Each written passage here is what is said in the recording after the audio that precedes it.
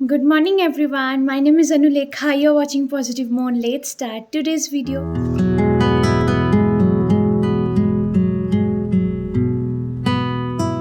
তো আজকে আমাদের যাত্রা শুরু হচ্ছে ইয়াকসাম থেকে পেলিংয়ের উদ্দেশ্যে। তো এই ব্লগটি হতে চলেছে সম্পূর্ণ অল অ্যাবাউট পেলিং। তো without wasting any more time let's get started and let's start today's. আমরা ইয়াকসাম থেকে পেলিংয়ের জন্য বেরোবো। সকাল থেকেই বৃষ্টি একদম, যদিও এটা বর্ষাকাল নয় তবুও বৃষ্টি হয়েই চলেছে। আমাদের সব সামান এক এক করে গাড়িতে রাখতে গেছে রাতুল। তারপর আমরা সবাই বেরোবো, মোটামুটি রেডি হয়ে গিয়েছি। ঘড়িতে বাজে 9:24। আমরা রওনা দিয়েছি পেলিংয়ের উদ্দেশ্যে। যাওয়ার পথে কিছু কিছু সাইট সিইং আছে, কিন্তু কতটা কি দেখতে পাবো বুঝতে পারছি না, কারণ বৃষ্টি হচ্ছে। আর বৃষ্টিতে কতটা বাইরে বেরিয়ে কতটা কি দেখতে পারবো এটা খুব ডাউটফুল লাগছে। এখানে বৃষ্টি হচ্ছে মানে নিশ্চয়ই নিচেও বৃষ্টি হচ্ছে। দেখা যাক, সব কিছু থাকবে ভিডিওতে। Keep watching the.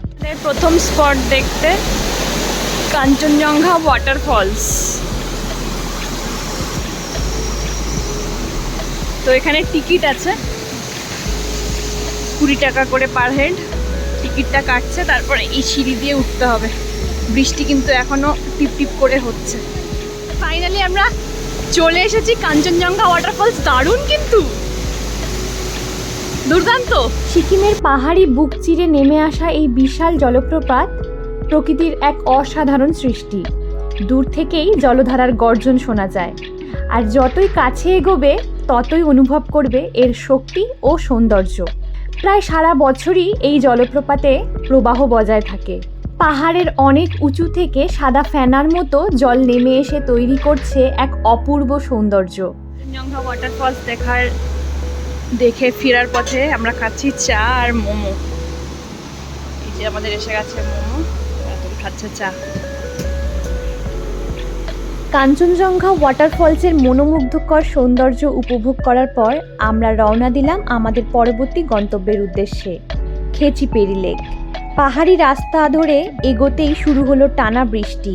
চারপাশে মেঘে ঢাকা পাহাড়, কুয়াশার চাদর আর বৃষ্টির ফোঁটায় পথ যেন আরও রহস্যময় হয়ে উঠছিল। চলো তবে তোমাদের নিয়ে যাই খেচিপেরি লেকে। 11:03 আমরা চলে এসেছি খেচুপেরি লেক দেখতে। আর যথারীতি প্রচুর টুরিস্ট আছে এবং তার সাথে ভিড় আছে, তার সাথে বৃষ্টি, সব মিলেমিশে একাকার। তো প্রথমেই এখান থেকে টিকিট কাটা হয়ে গেল 30 টাকা পার হেড। আমরা এখন যাচ্ছি লেকের দিকে। আমরা হেঁটে হেঁটে যাচ্ছি খেচিপেরি লেকের দিকে। আশপাশটা পুরো জঙ্গল, বেশ চওড়া রাস্তা। বৃষ্টি পড়ছে, সকলে ছাতা নিয়ে যাচ্ছে।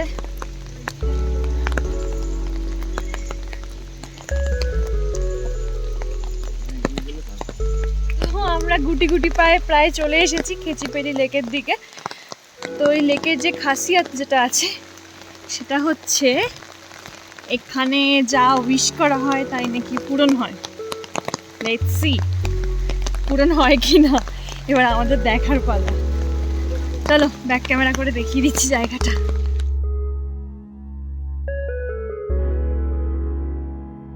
তো এই সেই পবিত্র লেক।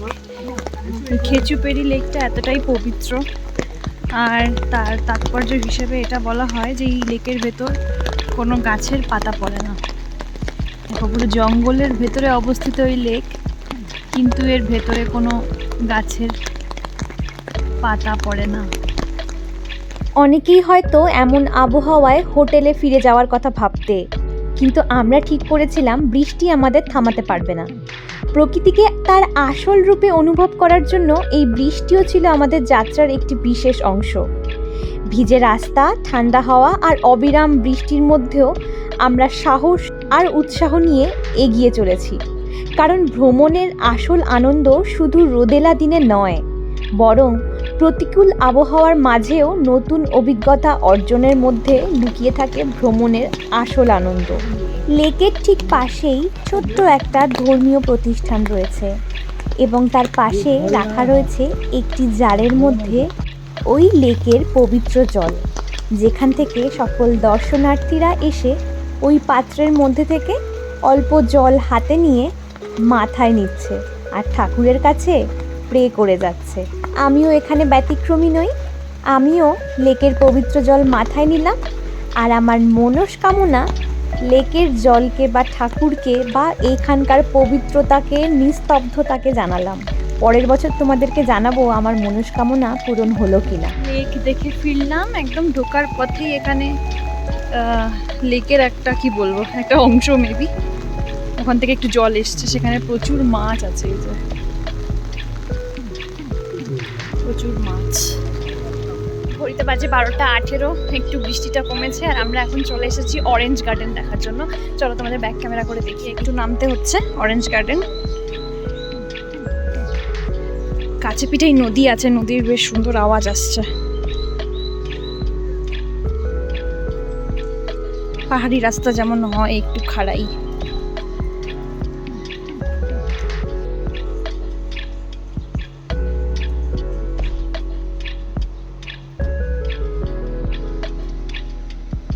এখানে টিকিট হচ্ছে 30 টাকা করে পার হেড। আমরা এখন ঢুকবো। 30 টাকা করে টিকিট কেটে এই ঢুকছি এবার ভেতরে। বাহ, সুন্দর বগেনভিলিয়া।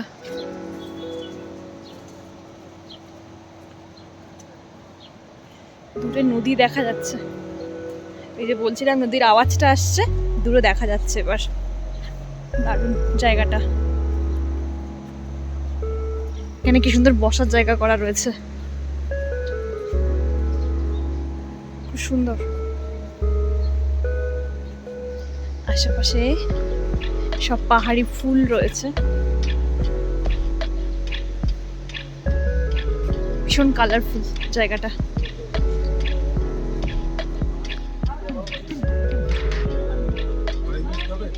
এখানে বিক্রি হচ্ছে অরেঞ্জ জুস, পাইনাপেল জুস আর কিউই। আমি নিয়ে নিয়েছি কিউই। এই যে একদম দারুণ খেতে, অরিজিনাল পাল্প পুরো। চলো খেয়ে নিই, তারপরে ভিডিওটা রিজুম করছি। অরেঞ্জ গার্ডেনের মধ্যে দিয়ে আমরা চলে এসেছি নদীর ধারে। এই যে সুন্দর নদী।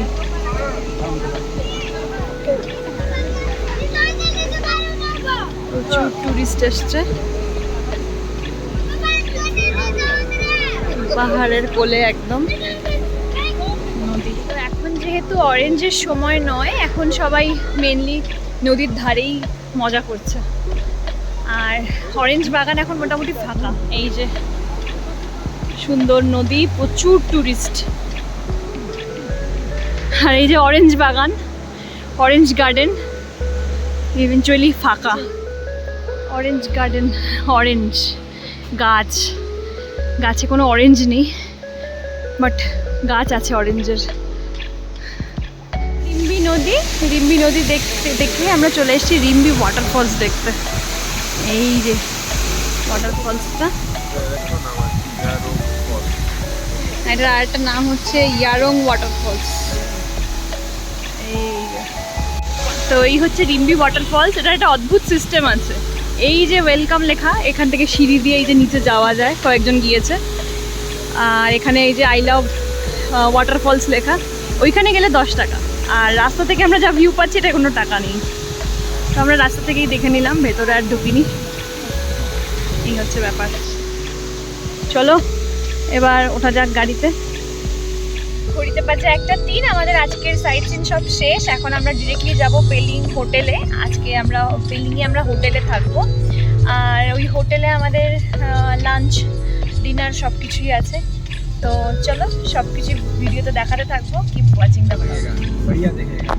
আমরা দেখতে পাচ্ছি কাঞ্চনজঙ্ঘা যাওয়ার পথে। ওয়াও, এই যে যাওয়ার পথে আমরা দাঁড়িয়েছি এখানে। খুব সুন্দর কাঞ্চনজঙ্ঘার ভিউ আসছে। এই যে কাঞ্চনজঙ্ঘা,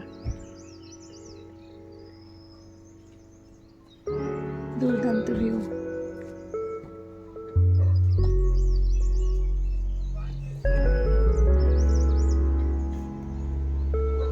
আমরা আমাদের পেলিংয়ের হোটেলে। হোটেলের নাম হোটেল রেড চেরি। তো এবার ঢুকবো হোটেলের ভেতর। সবার প্রথমেই ঢুকে যেটা মনে হলো বাঙালি হোটেল, কারণ বাঙালি খাবার পাওয়া যায়।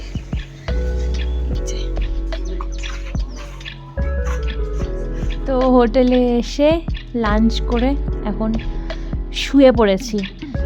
তো এখন একটু রেস্ট নিয়ে নেব। এটা হচ্ছে একটা বাঙালি হোটেল। হোটেলের রুম ট্যুর আমি একটু পরে দিয়ে দিচ্ছি। তো যা হয় আর কি, বাঙালি হোটেল ঘুরতে এসে আমরা একদম প্রেফার করি না।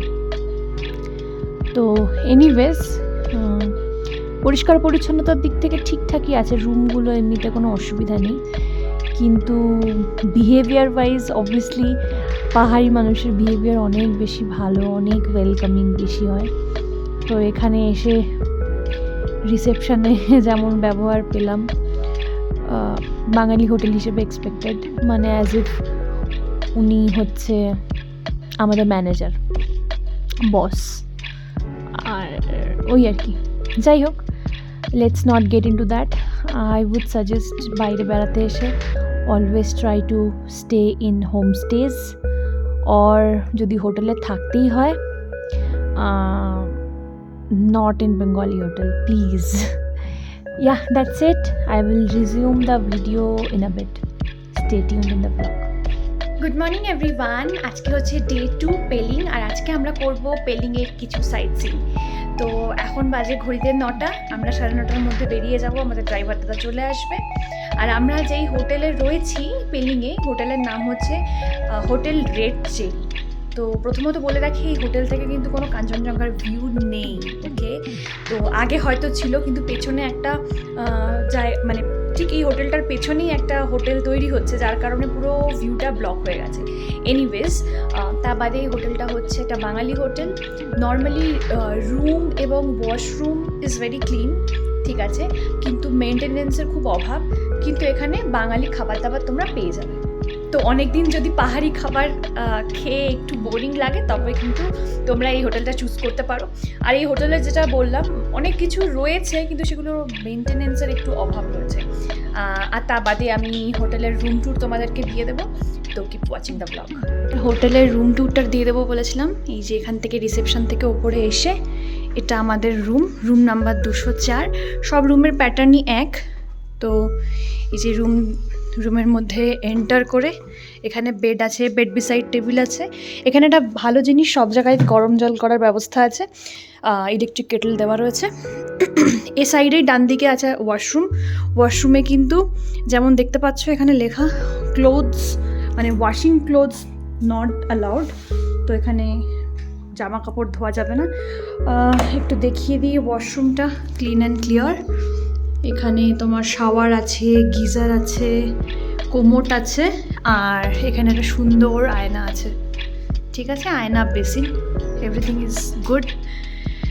এরপর এই যে দেখালাম বেড আছে, এর সামনে আছে একটা টেবিল, দুটো চেয়ার বেতের, তো বসে রেস্ট নেওয়া যাবে। একটা টিভি আছে, তার সাথে এখানে একটা বড় উইন্ডো আছে। উইন্ডোটা থেকে যদিও কিচ্ছু দেখার নেই, কারণ এর পাশে হয়ে গেছে বিল্ডিং, ঠিক আছে, তো তেমনি কোনো ভিউ নেই। সিমিলারলি এ পাশেও একটা উইন্ডো রয়েছে। তার আগে বলি, এখানেও বেড বিসাইড টেবিল আছে, একটা ছোটো কাবার্ড দেওয়া রয়েছে, এত বড় উইন্ডো রয়েছে, ঠিক আছে, এই যে এত বড় উইন্ডো। এটা উইন্ডোর বাইরে থেকেই রাস্তাটা দেখা যায়। এখানে আমাদের গাড়িও পার্ক করা রয়েছে, এটাই রাস্তা। আর এখানে আছে একটা ছোট ব্যালকনি। তো ব্যালকনি থেকেও এই যে ব্যালকনি, ছোট্ট একটা ব্যালকনি থেকেও কোনো ভিউ নেই, জাস্ট রাস্তার ভিউ আছে। এই যে হোটেল রেড চেরি বলে লেখা এখানে।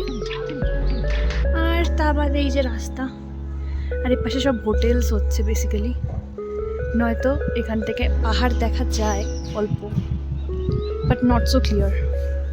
তো এই ছিল আমাদের রেড চেরি হোটেলের রুম ট্যুর। ঘড়িতে বাজে 9:44, আমরা চলে এসেছি পেলিং রোপওয়েতে। চলো, পেলিংয়ের রোপওয়েতে যত সকাল সকাল পারবে তোমরা চলে আসবে, কারণ এখানে কিন্তু দারুণ ভিড়। চলো তোমাদেরকে একটু ভিড় দেখিয়ে দিই। রোপওয়ের লাইন ঠাকুর দেখার মতন কলকাতার। সবাই মনে হচ্ছে পেলিং চলে এসছে। যাই হোক, টিকিটের দাম পড়লো 300 টাকা করে। আর এখন অনেক লাইন আছে, দেখা যাক কখন গিয়ে পৌঁছাই। লাইনে দাঁড়িয়ে থাকতেই এদিক ওদিক থেকে উকি ঝুঁকি মেরে একটু ক্লিপস নেওয়ার চেষ্টা করছিলাম। আর তার সাথে মনের অপেক্ষা ছিল যে কতক্ষণে আমাদের টার্ন আসবে, কতক্ষণে আমরা রোপওয়ের ভেতর গিয়ে বসবো এবং পেলিংয়ের যে সৌন্দর্য সেটাকে আমরা উপভোগ করব। তো এখানে রোপওয়ের সাইজ তোমরা ভিডিওতে দেখতে পাচ্ছ। মোটামুটি 6 জন অ্যাডাল্ট একটা রোপওয়ের মধ্যে আরামসে ধরে যায়। এই রোপওয়ের আরেকটা ভালো জিনিস হচ্ছে চারিদিকটা আটকানো, সুতরাং এখানে কিন্তু পড়ে যাওয়ার কোনো ভয় নেই। আর যাদের হাইট ফোবিয়া আছে তাদের জন্যও বেশ ভালো, কারণ তারা নির্ভয়ে কাচের ডাব্বার মধ্যে বসে পাহাড়ি সৌন্দর্য অনুভব করতে পারবে। চলো এবার তোমাদেরকে দেখিয়ে দেব আমাদের জার্নি। তো এই পেলিং রোপওয়ে হলো পেলিংয়ের অন্যতম আকর্ষণ। পাহাড়ের বুক চিরে আকাশের অনেকটা ওপরে ঝুলে থাকা এই রোপওয়ে রাইড সত্যি এক অসাধারণ অভিজ্ঞতা। রোপওয়েতে ওঠার পর চারিদিকে শুধু সবুজ পাহাড়, মেঘের খেলা আর মনোমুগ্ধকর প্রাকৃতিক দৃশ্য দেখতে পাচ্ছিলাম। মাঝে মাঝে মেঘ এসে যেন আমাদের একেবারে ছুঁয়ে যাচ্ছিল। নিচে ছোট ছোট বাড়ি, ঘন জঙ্গল আর আঁকাবাঁকা পাহাড়ি রাস্তা, সব মিলিয়ে মনে হচ্ছিল যেন কোনো ছবির ভেতর দিয়ে ভেসে চলেছি আমরা। পেলিংয়ের এই সৌন্দর্যকে এক অন্য দৃষ্টিকোণ থেকে দেখার জন্য এই রোপওয়ে রাইড অবশ্যই মিস করা উচিত নয়। কয়েক মিনিটের এই যাত্রা আমাদের এমন স্মৃতি তৈরি করে দিল যা অনেক দিন পর্যন্ত মনে থাকবে। প্রকৃতির এত কাছাকাছি এসে পাহাড় আর মেঘের মাঝে ভেসে থাকা অনুভূতিটা সত্যি ভাষায় প্রকাশ করা কঠিন। পেলিং ভ্রমণের অন্যতম সেরা মুহূর্ত ছিল এই রোপওয়ে রাইড। আকাশ থেকে রাস্তায় চলা গাড়িগুলোকে নিছকই খেলনা গাড়ি বলে মনে হচ্ছিল। প্রকৃতির কাছে মানুষের বানানো এই গাড়ি নিছক খেলনাই বটে। আর এত আঁকাবাঁকা রাস্তা, তার সামনে পাহাড়, সব মিলিয়ে দুর্দান্ত একটা অনুভূতি হলো। রোপওয়ে থেকে নেমে আমরা এবার এগোচ্ছি স্কাই ওয়াকের দিকে। সিস্টেমটা হলো এরকম যে রোপওয়ে থেকে নামলাম, এরপর আমরা যাব স্কাই ওয়াক করে এসে আবার রোপওয়ে হয়ে ফিরে যাব। এতে কি হবে, আমাদেরকে গাড়ি যেখানে রোপওয়েতে নামিয়েছিল সেইখান থেকে আমাদের গাড়ি আবার পিক আপ করে নিতে পারবে। স্কাই ওয়াক সকাল 8টায় খোলে এবং বন্ধ হয় বিকেল 4:30। 100 টাকা করে টিকিট। আমরা টিকিট কেটে ঢুকে গেছি স্কাই ওয়াকের ভেতরে।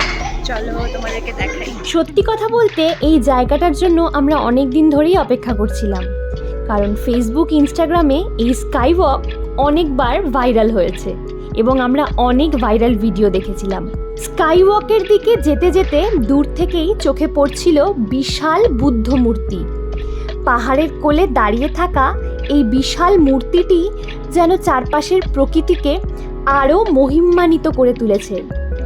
আবহাওয়াটাও ছিল একেবারে পাহাড়ি মেজাজে ভরা, কখনো রোদ, কখনো মেঘ, আবার কখনো হালকা বৃষ্টির ছোঁয়া, সব মিলিয়ে এক অসাধারণ অনুভূতি। এরপর আমরা ধীরে ধীরে গুটি গুটি পায়ে স্কাই ওয়াকের দিকে এগিয়ে গেলাম। কাচের তৈরি এই ওয়াকওয়ের ওপর প্রথম পা রাখার সময় একটু ভয় তো লাগছিলই বটে। নিচের দিকে তাকালে অনেকটা গভীরতা দেখা যায়, আর সেই কারণেই রোমাঞ্চটা আরও বেড়ে যায়। তবে কয়েক মুহূর্ত পরেই সেই ভয় কেটে গিয়ে জায়গা করে নিল এক অন্যরকম উত্তেজনার। কাচের ওপর দাঁড়িয়ে চারপাশে তাকাতেই চোখের সামনে খুলে গেল পাহাড়, মেঘ আর সবুজ উপত্যকার এক অপূর্ব দৃশ্য। মনে হচ্ছিল আমরা যেন আকাশের মাঝখানে দাঁড়িয়ে আছি, চারিদিকে শুধু প্রকৃতির সৌন্দর্য আর শান্তি। স্কাই ওয়াক করে আমরা এগিয়ে গেলাম বুদ্ধ পার্কের দিকে। বুদ্ধ পার্কের পরিবেশটাও খুব শান্ত ও সুন্দর। এখানে এসে শুধু ছবি তোলা নয়, কিছুক্ষণ বসে পাহাড়ের হাওয়া উপভোগ করলেও মন ভালো হয়ে যাবে। শহরের ব্যস্ততা থেকে দূরে এই শান্ত পরিবেশে দাঁড়িয়ে মনে হচ্ছিল সময় যেন একটু ধীরে বয়ে যাচ্ছে। তবে বুদ্ধ পার্কে যাওয়ার জন্য বেশ কয়েকটা সিঁড়ি ভাঙতে হবে এবং এরপর বুদ্ধ পার্কের ওপর ছাদে ওঠার জন্য একটা স্লোপের মতো রাস্তা দিয়ে ওপরের দিকে যেতে হবে। সব মিলিয়ে বয়স্কদের জন্য এবং বাচ্চাদের জন্য একটু কঠিন এবং কষ্টকর হতে পারে, কিন্তু সেই কষ্টটা করে একবার ওপরে উঠে গেলে বিশ্বাস করো একদম রিগ্রেট করবে না। 1 মিনিটে সব কষ্ট ভুলে যাবে। এত সুন্দর অপূর্ব দৃশ্য জাস্ট ভাষায় প্রকাশ করা সম্ভব নয়। নিজের চোখে একবার প্লিজ তোমরা দেখে যেও, বিশ্বাস করো দারুণ লাগবে। আর আমাকে অবশ্যই তোমরা থ্যাংক ইউ জানাবে। পেলিংয়ে হচ্ছে প্যারাগ্লাইডিং। এই যে আমরা তো প্যারাগ্লাইডিং করেছি, প্যারাগ্লাইডিং হচ্ছে। যাই হোক, স্কাই আউট করে এবার ফেরার পালা। এই যেখানে জুতো রাখার সব ব্যাগ রয়েছে, নিজের নাম্বারটা নিজে মনে রাখো ব্যাগের, অ্যান্ড জুতো এখানে রেখে তারপর যেতে হবে। এবার আবার রোপওয়ে করে ফেরার পালা স্কাই ওয়াকের পর। তো এই জায়গা করে সব আসছে, আমরা উঠবো।